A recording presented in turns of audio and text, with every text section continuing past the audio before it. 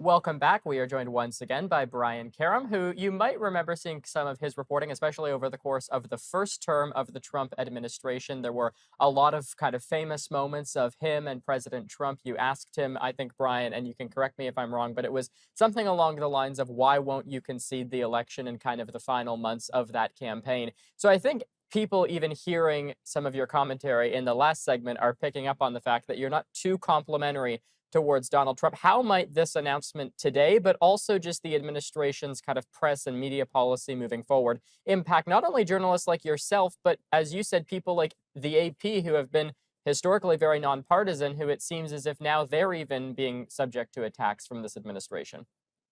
Well, yeah, because Donald Trump decreed it a fact that it's the Gulf of Mexico is now the Gulf of America. And I'm sorry, but you don't get to decree what the facts are just because you're president. You work for us. We don't work at your behest. The idea of saying that it's a privilege to cover the president, no, it's our responsibility according to the Constitution of the United States. It's the president's privilege to be there by the grace of 77 million voters, but he's still a hired hand. He still Yeah. works for us. And at the end of the day, the press, you know, it's not that I dislike him, and it doesn't matter if I do. My job, as Ben Bagdikian once told me when I was a young reporter, he's a former editor at the Washington Post. He said, Brian, it doesn't matter. Your loyalty isn't to you. It isn't to your career. It isn't to your editor or the organization you work for. At the end of the day, your responsibility is to the public. That's why we're there. And if we don't push back, if we don't push and ask truth to power, there's no point in us being there. We're just propagandists otherwise. Can I ask you too, Brian? Because people like Jim Acosta, for example, who, I mean, it's not entirely clear, but either decided not to take the later slot or was let go from CNN. A bunch of MSNBC anchors like Joy Reid and Katie Fang have been let go.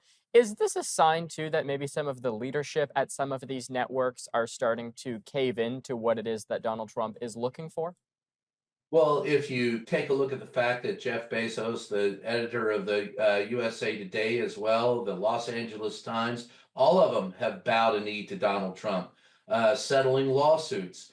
The owners of the large corporations that supply most of the media to the national media to the United States has gone in, all in with Donald Trump. I do not recognize that briefing room when I walk into it anymore. I've never seen a time where reporters start out their questions to the press secretary of the United States or to the president by complimenting them and then asking a question that matters not at all. Today, the president has a gaggle and somebody's asking him, when are the Philadelphia Eagles going to visit the White House? Really? That's the best you Well, could and come I up with?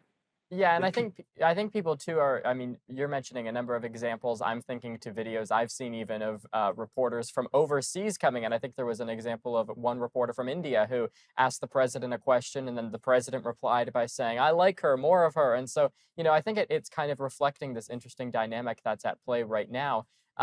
When we're looking at it, though, as a reporter there, because for people who don't know, I mean, I saw you during the inauguration in the White House, and going from Joe Biden, who had kind of a much more kind of traditional press policy. And I know you've said before, even too, that you're not a fan of his communications operation, but going from someone like him to Donald Trump and just really two completely different narratives, how do you as a reporter kind of balance covering those two different things?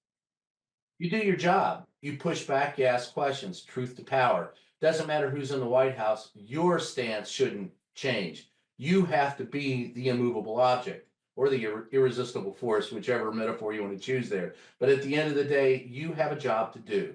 And if you're not going to do it, get out.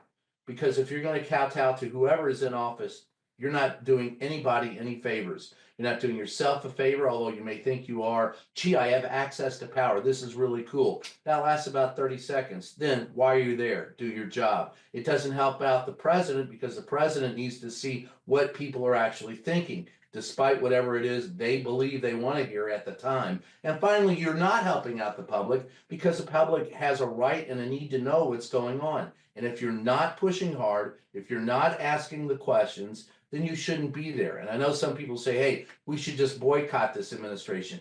No, I'm sorry, I'm not going to do that. I'm going to stand in that room until you yank me out of it. My job is to be there. My job is to put your feet to the fire. I'll happily do it. That's what I signed up for. All right, we will leave it there. Brian Karam, thank you. Always a pleasure.